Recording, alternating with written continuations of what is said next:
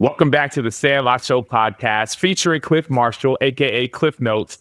And today we have a special guest, Devin McCourty. I'm not going to do the intro because Cliff actually has a better, and maybe let's say a different kind of relationship with Devin and I than a lot of y'all know about. And so, Cliff, I'm going to let you introduce our special guest.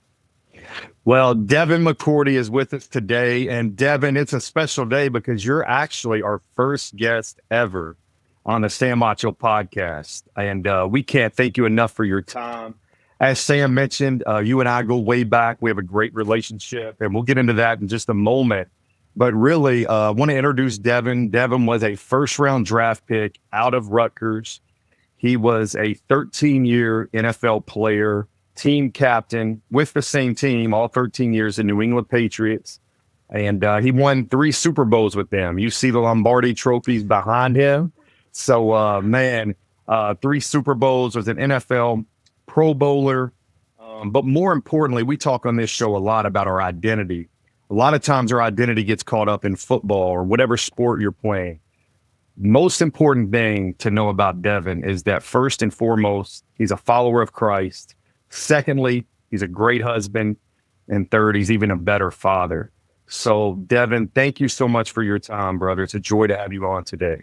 Man, I appreciate that intro, and I think it's awesome to be here because, like you just mentioned, when you talk about identity and coming out of Rutgers and then going into the draft and all of the in-between of the training, the thing that always stuck out to me as I was pursuing like my lifelong dream was every Wednesday we had Bible study, and that was huge for me in grounding the next, part of my life of what I would end up becoming, a father and a husband and all of those things.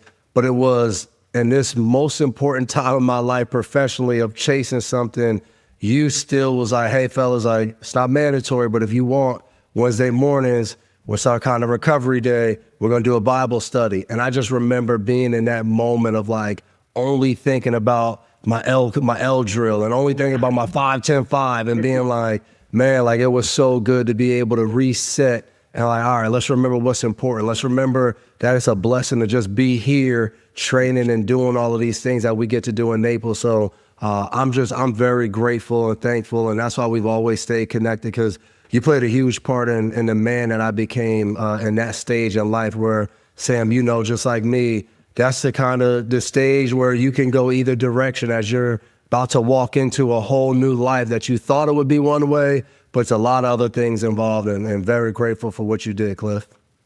Wow, Devin, means the world to me for you to say that. And there's a Bible verse from 1 Timothy 4:8. It says, for physical training is of some value, but godliness has value for all things, holding promise for the present life and the life to come. And I think in Naples, while we were training there together at Ignition, it was more about just training the mind, the body, and the spirit. So, Dev, like 2010, man, we met through your agent, Andy Sams. And obviously, I recruited you a little bit. There were a ton of facilities you could have chosen, just like Sam, right? And I'm so grateful that you came to train with me at Ignition. And I was reminded this morning in my office, I've got a brochure right here with Devin McCourty on it, right? He was the face of Ignition after becoming a first-round draft pick and dominating the NFL Combine. And what makes that story so cool is the very next year, Sam Acho became the face of Ignition. And so, Devin, your success, right, training at Ignition, helped me to recruit Sam Acho the following year. And both of you guys obviously did great at the Combine. But just wanted to ask you kind of, what do you remember other than the Bible studies and whatnot, kind of about your training process and signing with an agent and then going into the NFL Combine? What do you remember most about that experience? Yeah, man, starting with the kind of agent part of it, and, Sam, just like me, brothers, and having a brother in the NFL and all that, I was a twin, but Jay came out the year before me. So when Jay comes out, I think the assumption was, okay, like Devin already has an agent. He's going to probably sign with his brother's agent. But then my brother has some success as a 6th-round draft pick, starts 3 games, was active for all but 1 game on special teams and different things like that. So my draft grade starts climbing. I'm playing well in college, and as I go through the process, I think I might have met with one agent or two agents that summer. And then as the season kind of went on, more and more agents started reaching out. And then other guys' agents, bigger agents started reaching out. So at the end, my mind was like kind of in a loophole. And I threw my financial advisor right under the bus because I mentioned him to every agent. Like, I'm about to sit back and spend some time and talk to him. And he called me like maybe 2 hours later, like, what did you say to people? I just got like 8 text messages about what I have to do with the process, and it was just a lot. And I'm very fortunate that my brother had went through the process. So he had got to know some agents from other players. So as we kind of went through it, he was just like, wait, you like that person? Nah. I was with that person when he was with this client. He's totally different than what you're describing. So once we went through that and got to figure that out, and like you said, going at that time, it was Players Rep. Now it's one of one agency, Andy Sims and Wesley Spencer. Once I got those guys, it kind of started my circle. And then they were like, hey, I want you to meet Clif. And again, my brother had trained in Chicago, and I'm drawing a blank on the name, but he kind of was trained a little bit like how we trained in college. They were squatting heavy, like they weren't doing the kind of pretty stuff that we usually see on the films. And like he was getting after it. And when he came back, he was like 195. He ran like low 4.3s. Like when he walked in the door after training, I was like, damn, you got big. Like was yoked up, no neck. And he was just like, and I remember talking to him the first like few weeks, he hated it. He was like, bro, I didn't think this is what we were going to be doing. And then started seeing the results. So obviously being a twin, I'm like, I need to kind of do that too. And that was a part of choosing to go. I didn't want to go to Chicago though. He was freezing.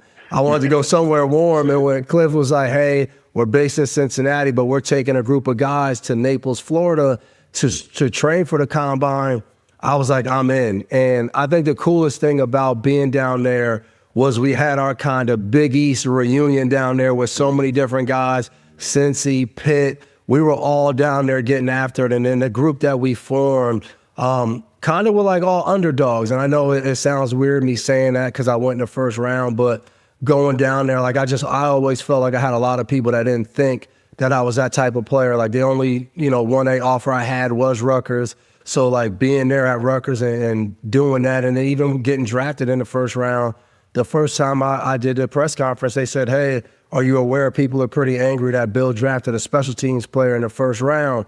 So it was like this, whether it was me, whether it was Brett Hamlin, Prince, Kwasi, like we just had so many different guys that felt like underdogs, D2 guys. Like it was cool for me to be in that environment because we grinded and we loved every bit of it, giving each other pointers when we were doing drills and stuff. So it was an unbelievable experience. I think I went back either 2 years later to talk to guys that were still doing the combine training. So I loved it so much, and I want to always stay connected to it.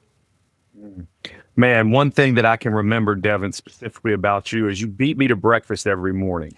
And that says something because I'm getting to breakfast 30 minutes early, right? And you're already there and you're eating the same things, right? It's all about consistency. And for our audience, I think a lesson, maybe a cliff note today is that I tell the athletes that I work with, you have to treat every day as it's a job interview, right? And I also say treat every day like it's the first day of your freshman year. You remember first day freshman year at Rutgers, and Sam, you remember first day freshman year at Texas, right? You were on time. Your shirt was tucked in. You were yes, sir, no, sir. You looked everybody in the eye. And what I've seen over 25 years as a strength and conditioning coach is that goes away over the course of time because we get comfortable, right? And the one thing, Devin, I can remember about you is like, you were the same guy every day, right? You showed up with a great attitude. You had great energy, humble, hardworking. And that consistency, man, it paid off. And I believe that's why you ended up playing 13 years in the NFL, became a team captain, and won multiple Super Bowls. Appreciate you. So, yes. Speaking of those Super Bowls, you got 3 of them. You got some of them behind the clip. We started to call them like, hey, what are those things behind? Those are Lombardi trophies. But I'm going to ask Clip, you made the point about the consistency in it. And Devin, you talked about essentially this idea of being an underdog. The question I have, Devin, is How do you keep that humble or that consistent mentality after achieving so much success? I think it's the realization that I've always tried not to put success as a thing, a material thing of like winning a Super Bowl or becoming a Pro Bowler, because the truth of the matter is, like, I won my first Super Bowl. I had lost one the year before, lost in the AFC Championship 2 years in a row after going my second year. So it was just like this buildup was, I mean, huge. We had coaches on staff, players, they would talk about it. And I had this conversation with Nate Solder, and you win it, and you're like, oh, like, that's it? I mean, like, that was great. The parade was awesome. But, like, as soon as we were at the parade and everybody's like, we want 5. We want, like, everyone wants you to win the next Super Bowl. They want to talk about the next season. And you were here thinking, like, wait, we're not going to enjoy this for, like, months on months. Like, we're not. It goes fast. I've always tried to, and I even tell my kids, like, success or whatever you want to call it, it's about you being your absolute best in anything you do. And I think about that in the Bible, Paul talks about being content, whether he's been high, whether he's been low, of just always being content. And I feel like I find contentment when I know I've given it my all. I wanted to play 15 years in the NFL, retired after 13. I was content at what I was able to accomplish, what I was able to do, because I knew at the end of the day, I didn't cheat myself. I went all in. When I was coming out of Rutgers or whatever time, my second year, I struggled. People were like, he should get cut. They moved my position. All these things happened, and I just kind of put my head down and was just like, all right, I'll figure it out. I'll do this. Whatever I have to do, I'll figure it out. And it was the same thing once I retired. Like, that mentality doesn't leave. I'm not somebody that sets like these hard goals of like, I have to be here at this point. And I learned that because through life, when those things happen or different things that, even for me, like when I wanted to play in the NFL, I wanted to just get in the NFL. I was a first round draft pick. I didn't let that impact what I did next, because honestly, that surprised me. I didn't think I was going to be a first round draft pick. I had the University of New Hampshire, and Rutgers only offered me because they wanted my brother. So, like, I wasn't this guy walking around super confident. And I had a feeling Rutgers did that. And then a year ago, the guy that recruited me, Darren Rizzi, was with the Saints. And him and my brother went to dinner. And he was like, you know, when Dev called the Monday after your recruiting visit, he was like, Shiano called me and he ripped me because we got him and you didn't commit. Wow. And so I didn't have that. Like, I never thought of myself that way. So because I've just been trying to focus on what was next, I didn't let the big accomplishments that shocked me, I never let it get to my head and be like, hey, man, I'm good. And if I ever did get a little over myself, having a twin brother, he would bring me right back down to earth and we would go at it. So very fortunate to have him a part of my success, or whatever you want to call it. Devin, you mentioned your brother. I want to backtrack just a moment. Can you explain and kind of talk about like why your brother answered the phone on draft night, not you? When Bill Belichick called, your brother picked the phone up and not you. Man, it's crazy too, because my brother gets drafted the year before. We're in the same house, living in the same place.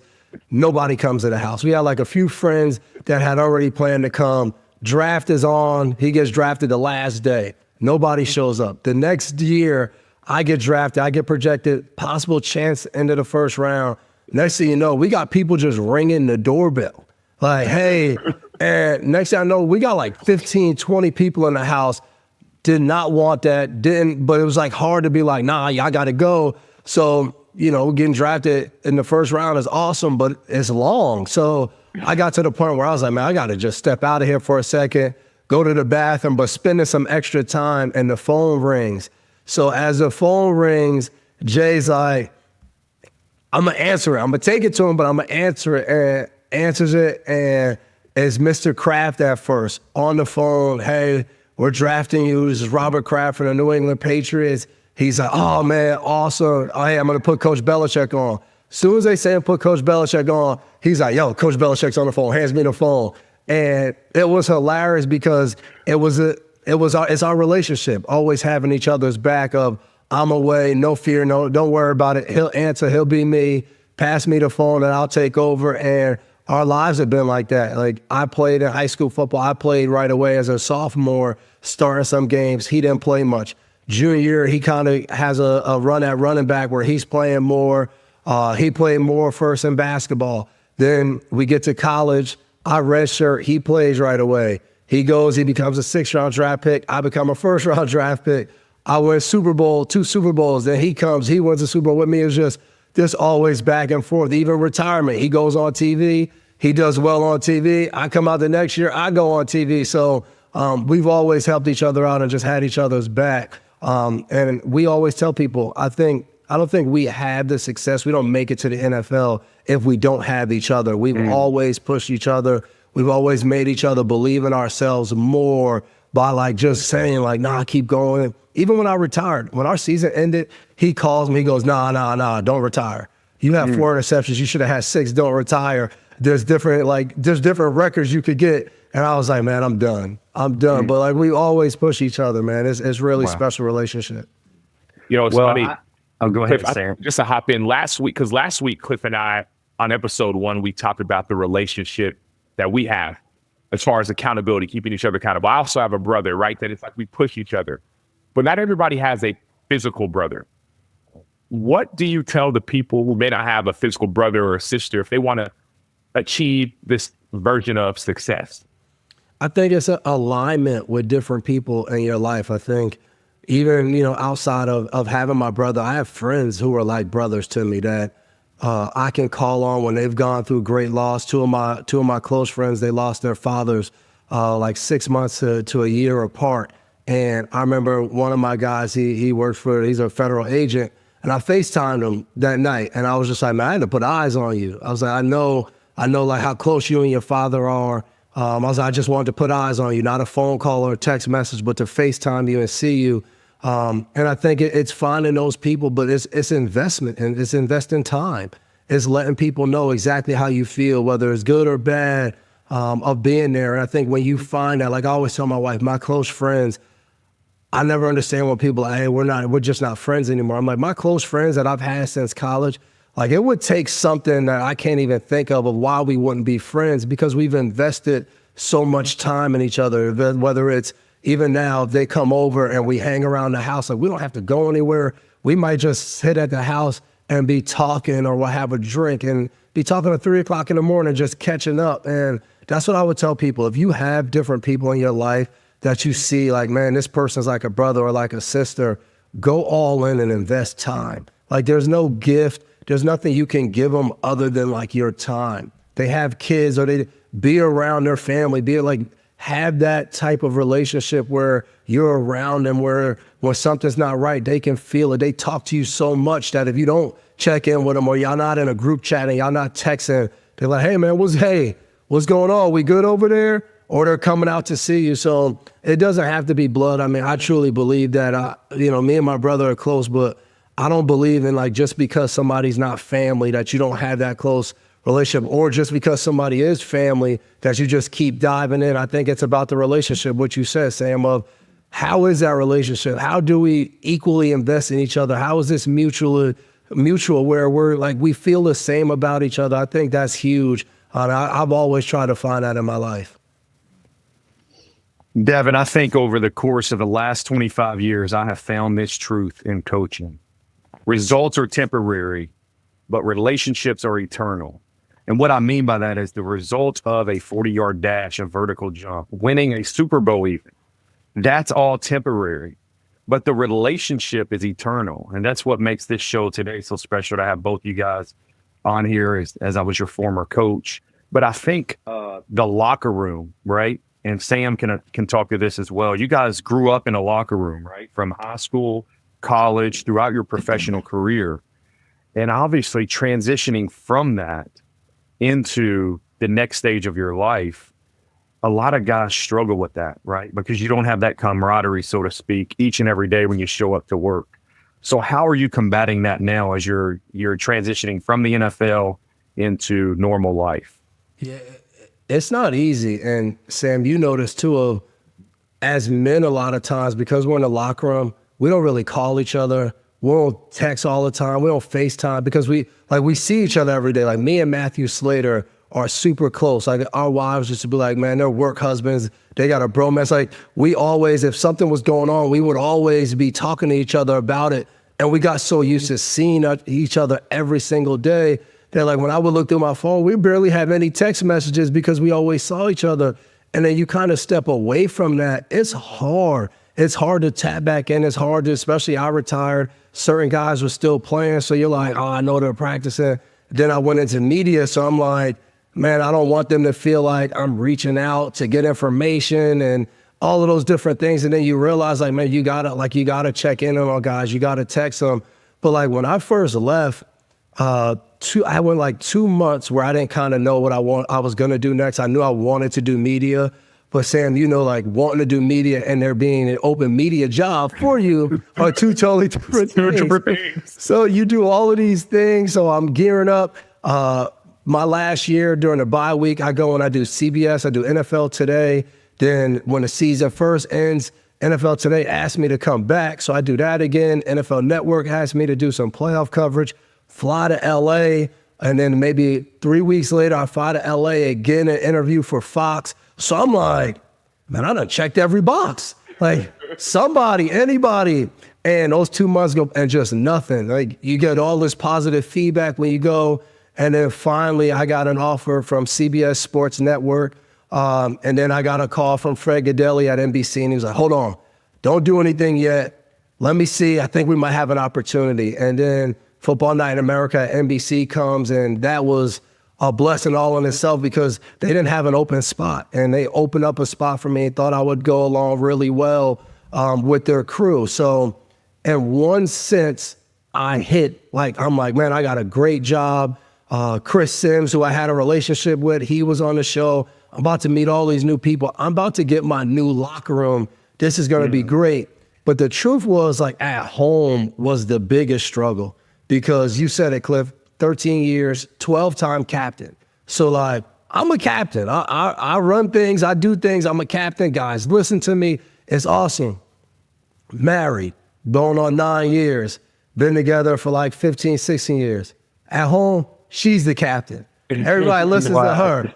And now you put both of us in a house where I'm not working yet and I'm home all the time. She's doing her daily schedule. I got ideas and I'm like, why are you doing that? That doesn't make sense. We should be doing this. This is more efficient. She's like, we don't run off efficiency in this house. Where you were at, everything's about being efficient. So, like, truth of the matter is, we were just starting to talk to different people and, different teammates and friends are like, hey, we're going through different things too. And we connected with Rod Harrison, the former chaplain for the Ravens. He does like a marriage coaching and we signed up and we did that for a 6-month kind of marriage coaching where we were going and meeting on Zoom and we were able to talk about a lot of different things from our childhoods that we had never talked about. And it was a lot of times it was almost like doing individual therapy in front of each other where we didn't solve every problem, but we got to understand why we reacted and acted in certain situations because of how we process things all the way back from when we were kids. And it was eye-opening for us. And I got to be honest, my wife was like, we need to talk to somebody. I was like, eh. And I'm like the guy that, I'm in my word.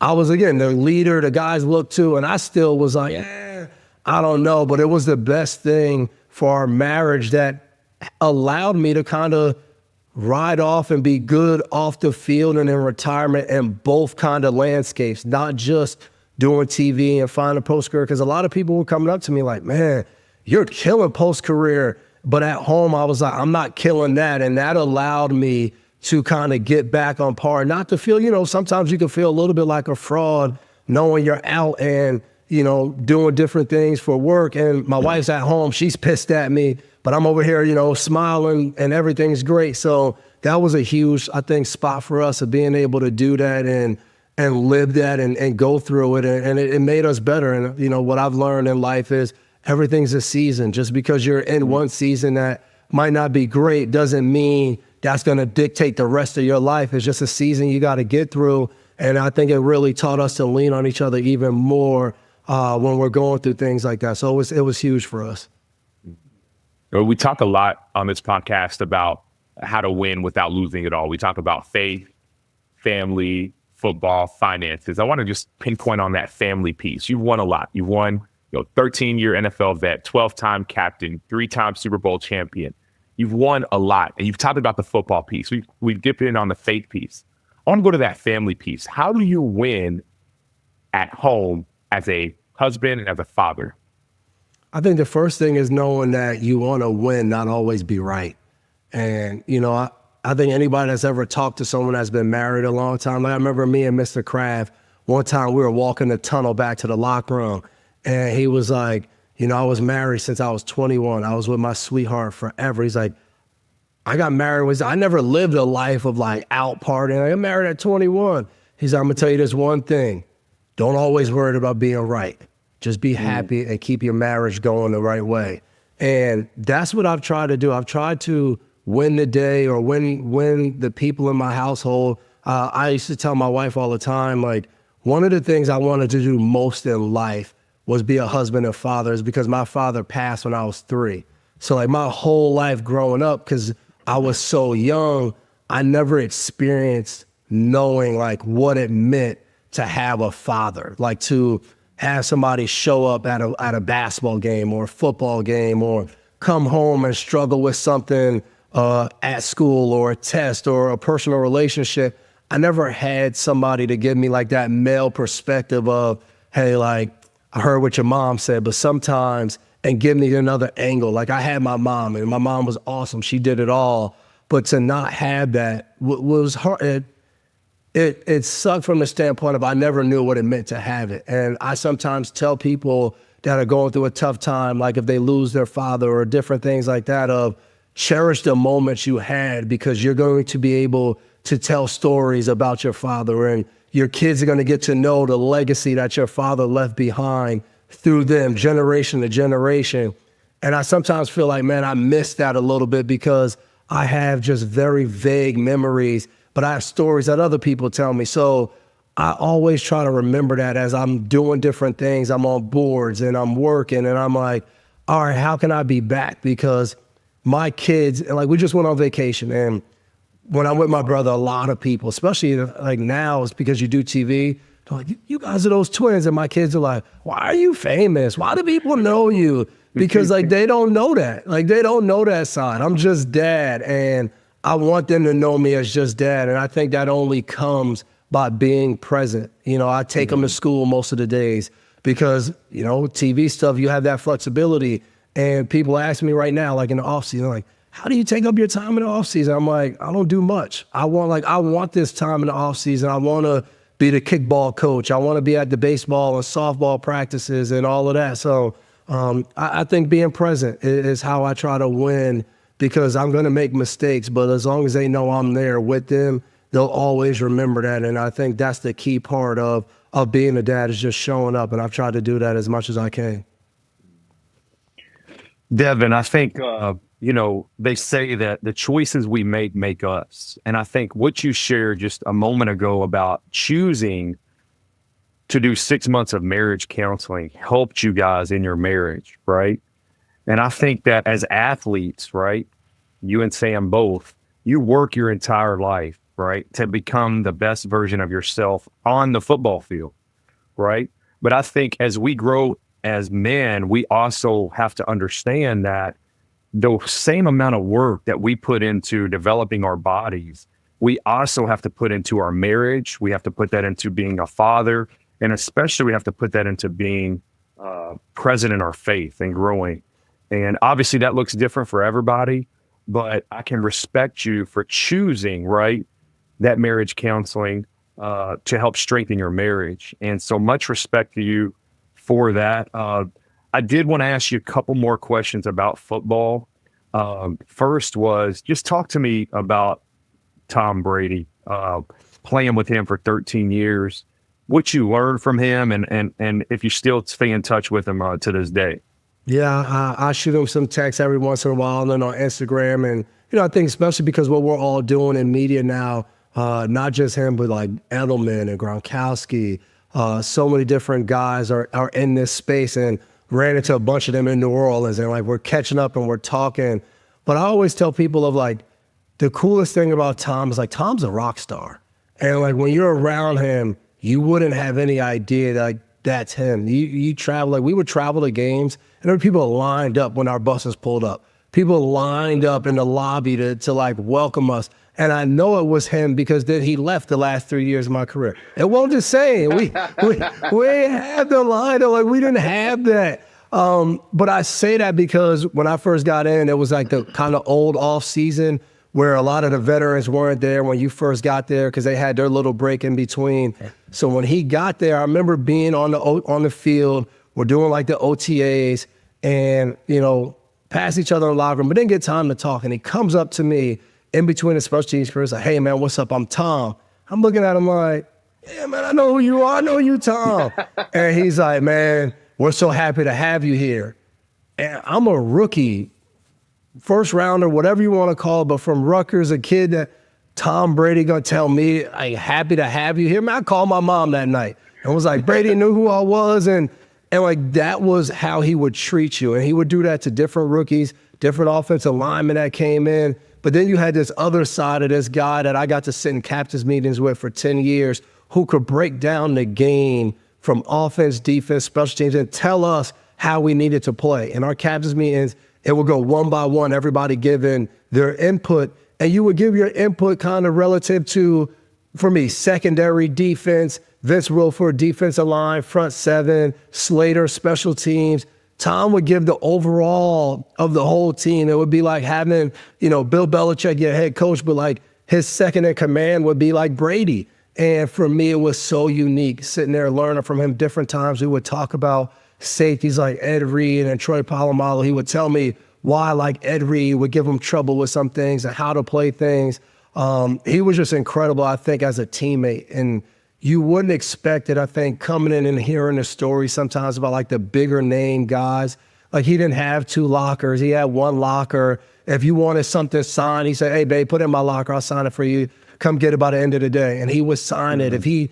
One time he was throwing cleats away and one of the guys, Marquise Cole, he's like, hey, what you doing with those cleats? He was like, man, I got to get rid of them. He's like, no, I signed those. I'll take them. He'll sign them, give them to you, like whatever deal he didn't care about any of that. If you were in that locker room with him, you were family. Like we were in a group text before. One of our younger players was like, is this really Tom Brady? He was like, Tom, you mind if I save your number? He's like, yeah, man, and hit me up whenever you need something. Like he was that kind of guy that I think he made a lot of guys better because for one, he was coachable. Bill would dog him out just as much as he would dog anybody else out, which put the rest of us in line. Because if you hear Tom Brady getting dogged out, you know that means you'll get cut. And he didn't have to be coachable. When he hit a certain level in his career, he didn't have to do that. So I have a tremendous amount of respect for him. Great dude, a friend, great teammate, always was there. People made fun of him. He was just one of the guys. And I think that's the coolest thing about him.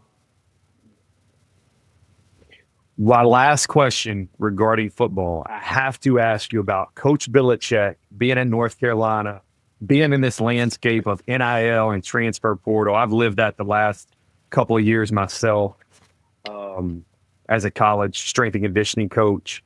But I just want your thoughts on kind of, his job now and how you think he'll do at the college level. Yeah, I think he's going to get the guys that love ball. I think he's going to get more mature guys that understand that being honest is the best thing that you can hear in this process. I think a part of some of the reasons we see so much of the portal and everything is guys like you come and you have this dream and you have this thought of what it's going to be like, and then sometimes it's not. And then you have some of the guys that are a little more immature who want everything their way, they want it now, then they leave. So I think with Belichick, you're going to get a guy that's going to tell you exactly what it is. Anytime, I think whenever you talk to former guys who have played with him and now they're removed a couple years, they look back and they say, the one thing that I loved about Bill and respect is that he was up front and he was honest. At the time, I might have been pissed at him and didn't want to talk to him because I didn't like what he said because I didn't want to hear that as a player, as a competitor. But now I look back and I'm like, man, he was honest with me because I think we go through different things and we're like, people aren't honest with us and we think one thing and then you get in a situation and you're like, man, I really would have loved for you to just tell me the truth and then I could have made a better decision. And I think with Bill, you're going to get that. And I think what I've seen so far is he's adaptable. Everybody, like his last year in the NFL, they thought he wasn't. But I can attest to the guy that I had early part of my career was not the guy at the end. Like a lot of, it was the same way the generation before me. Like those guys would come back and I'm like, man, Bill's kind of soft on y'all. Then when I was still playing, we would get in that morning meeting and it would be calm.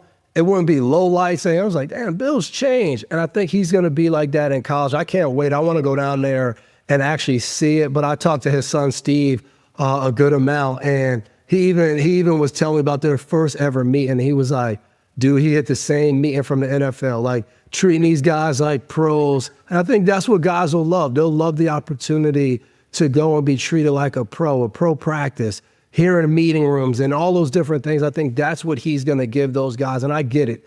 Everybody won't go into the NFL. But the thing that I learned is the way we did things in New England was like that whole Patriot way stuff. It was about doing the right thing that was the best thing for the team. And I think no matter what you do in life, that's going to come up. That's going to come up in your family, whether it's doing the right thing for your wife or your kids. That's going to come up usually in business, whether you're an employee, whether you own something, it's going to be the same thing. So I think those kids that go to UNC, they're going to see, like, they're going to learn life lessons through football with Belichick. And, you know, I think that's going to be a reward for those guys. And credit to him to even want to still coach and do things. Because, like, we were talking about me, like, you talk about accomplishments, like, this, like, he won't have enough. Like, this thing is going up with Lombardis and all those different things. He could easily just say, you know what, I'm going to hang out with my grandkids, visit my two boys and my daughter who are coaching. I'll just visit and get that little coaching, you know, feeling that I want to get when I go visit. He doesn't have to be fully immersed in this, but he loves the game. He loves coaching young people. And, you know, in fact, last year I saw him. You know, me and my brother went into the Rutgers Hall of Fame. They were playing Washington. His son, Steve, was a defensive coordinator in Washington. We're talking during the game. I'm like, Coach, you're everywhere. Like, how's the media? You're doing as much media that I've ever seen you do in 1 year that I saw all 13 years. And he was like, it's okay. I'm like, what do you mean you're everywhere? He's like, and right then and there, I was like, the guy loves coaching. Like, this isn't for him. He could be given all these nuggets of what it's like to be a coach, what it's like to be a GM, all that on TV. He wants to just coach the guys. And that's what he's doing in North Carolina. He just loves coaching. We talked about Coach Belichick and what he loves to do in his post-career, now getting back into coaching. What are some of the things, Devin, that you love now that the football career has ended? Yeah, I think first and foremost, like we talked about, hanging with the fam, coaching my kids and different things. But I'm also, I think, in the offseason, a lot of my work is on the boards that I'm on. So I'm on a board, the New Commonwealth Fund, which was founded during COVID, and that was really to help different leaders in Massachusetts. A lot of them were Black and brown who don't get the resources that they need. They lead an organization, but people they're a little bit like, I don't know if they can know how to handle these funds. So they bring them in, they workshop them, they give funds out. So I'm on the board there. I'm on the board of Uncornered, which started in Boston, works with kids who are in gangs. And it really tells them, like, hey, we want you to get out of the gang and go back to school, but we also want to give you a stipend. We want to give you money because we understand a lot of the reasons why you're in a gang or you're doing different things. You don't have the resources. You don't have the money. So we want to give you a stipend because we know you're leaders and we want you to lead people in a different direction. So that's in Boston. They've expanded to Kansas City. So I've been in there. I've gone to Kansas City. I'm on the board of Boston Medical Center, which has been big because my family has sickle cell. So they've done a lot of work with us in sickle cell. And we have a 5K walk coming up on May 4th in Jersey City around sickle cell. And then the last board I just joined is this. So you can see a little bit of this PAC, pro athlete community, and their focus is exactly what we've talked about. How do I transition? But instead of transitioning and thinking about it post-career, how do I start to plan my exit strategy?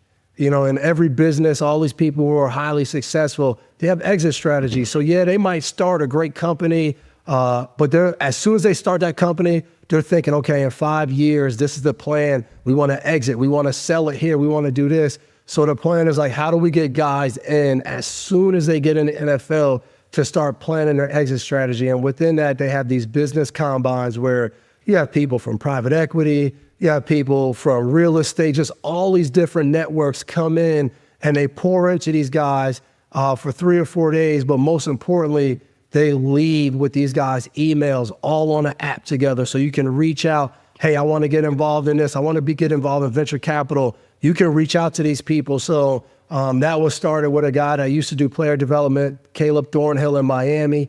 He teamed up with this guy, Chip. They started this, and now it's just continuing to grow. They just had one in Miami. They're going to have one in Nashville, where we invite former and current players to come out and just learn about what you might want to do next. So this is really cool to be involved in, because I'm living proof. Sam, you're living proof of we try to have guys get around different guys and just learn. We feel like that doesn't happen enough when you get outside of the locker room. Or even in the locker room, we don't talk to each other about what we do off the field enough, of saying, hey, let me help you out. Let me tell you about this investment. Let me tell you about this person who's not a good person. Because you know how many times we hear people get involved with someone and they had no idea that somebody else was already working with them, and they could have stopped and told them not to get involved. So I try to do that in my off time, be involved in those different things. And that gives me great balance of, especially nowadays, a lot of them are virtual, being able to help out. And also, like we talked about, first and foremost is being around my family as much as I can, but also finding some work purpose and some other purposeful things that I can do to be impactful in other people's lives. Well, heard some about the honesty. You talked from Coach Belichick. Also, the pro athlete community. You talk about the honesty there, that vulnerability. A lot of people who listen to this podcast are pro athletes, guys who have had a lot of success. We've talked about faith. We talked about family. We talked a lot about football. My last question I want to ask is around the finances. What financial wisdom do you have for people who are listening to this podcast?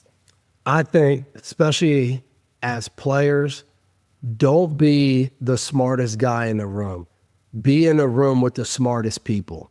And I've learned that because I don't feel like if you've done well in the NFL and you've had a good career, you don't have to sit here and be thinking like, I can't miss out on a deal. I can't. No, like you just have to be strategic and you have to be smart. And the way to do that is aligning with other people who have done great in their fields. And I think that's sometimes the hardest thing for us to do as players. We've been so successful in playing football that when we walk away, or any sport, we walk away and we're like, I want to be a pro in that too. Meanwhile, we meet somebody and we figure out, like, even the NFL owners, we get to be around them. I got to be in one place, so I got to be around Mr. Kraft. So I'm seeing how successful he is. It's crazy for me to think that I'm going to be him like this. To be him, it would take years, just like it took him years to accomplish those different things. So don't try to do everything in 1 second. Surround yourself with smart people. Ask questions. We don't know different things. We didn't get to go to school. We didn't get to go to school for certain things. We didn't get to do internships in the summer. Most of us learning about real estate or banking or all these different things. That's okay. What you were able to accomplish opened some doors for you that you got to walk through. But you got to walk through and say, hey, how can I ask somebody a lot of questions and them guide me? How can I seek mentorship from different people? So that's what I've always tried to do. I tell people all the time, like, I'm not going to sit here and tell you I'm a genius in investing in different things. I've gotten advice from different people. I've listened to it. I've invested in certain things and done different things like that. But a lot of my financial success has come from leaning on other people that I've built real relationships with that don't need me. They're successful all on their own, but we have a genuine friendship that if somebody sends me something, I'm like, man, this guy's, I've met some people who are billionaires. I'm like, this guy's a billionaire.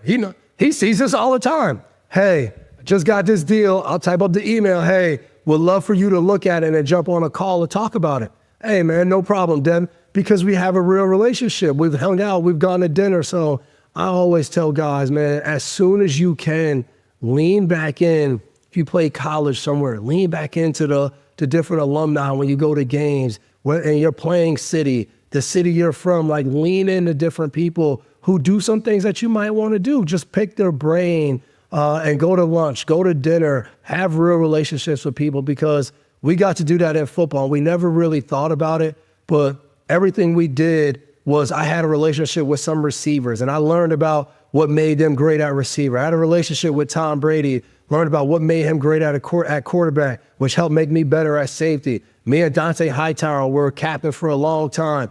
I understood how he ran the front seven and what he wanted to do. I taught him about what I wanted to do at the secondary. Like all of those things, we're learning what other people are great at, and we're putting it together to make ourselves better. Once we leave, we got to do the same thing. We got to learn about these different fields and put it together to make ourselves better. It's just we're not used to it, and that's okay. You got to go in there, like I always say, Coach Shiano says something that, when you're in college, you hate every kind of thing that your coach throws out, every kind of acronym or different cliche. But he used to tell us, like, being a leader means being comfortable, being uncomfortable.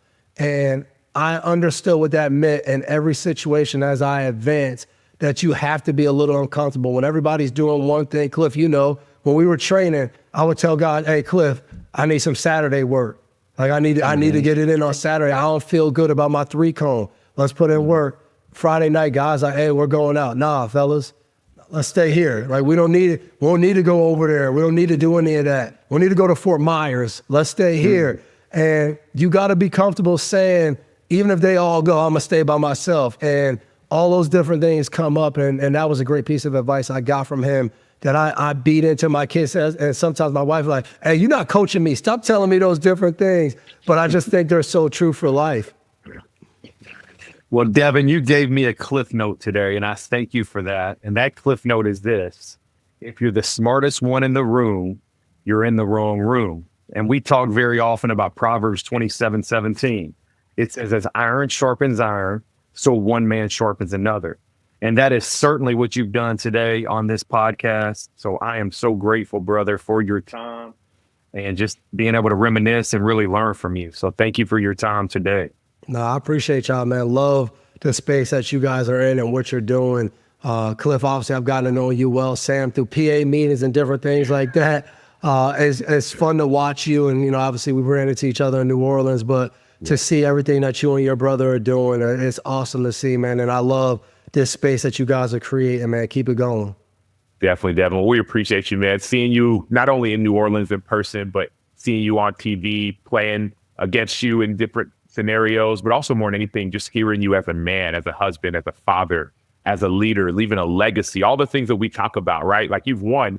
We see it in the background. You've won on the football field, but now you're showing us what it looks like to win as a father. You're showing us what it looks like to win as an investor, all the different boards that you're on. You're showing us what it looks like to win in your family, to win in your faith, to win financially, to win physically, spiritually, emotionally. And that's kind of the space that we wanted to provide. And so, Devin, we appreciate you, man, so much. And Cliff, honestly, I thank you. And Cliff didn't share this fully, he shared it at the beginning, but the reason that Cliff and I have this relationship that we have is really because of you. You took a risk on Cliff. Cliff, you took a risk on Devin, if you want to call it that. And all of a sudden, there was so much success. And that success led me to that Proverbs 27:17 on the back. I got the brochure right behind me. It says, as iron sharpens iron, so does one man sharpen another. And I saw y'all at the back of this brochure for NFL Combine, trying to make it to the NFL. And y'all are holding hands with these shirts, all black shirts with the white Proverbs 17:17, praying. And I'm like, dude, I want that. Like those Wednesday Bible studies, I forgot about that until you brought it back up. Like, that's what I was after. Yeah, I'm trying to go run as fast as I can. I'm trying to go and jump as high as I can and be a first round pick. I'm trying to play a long career.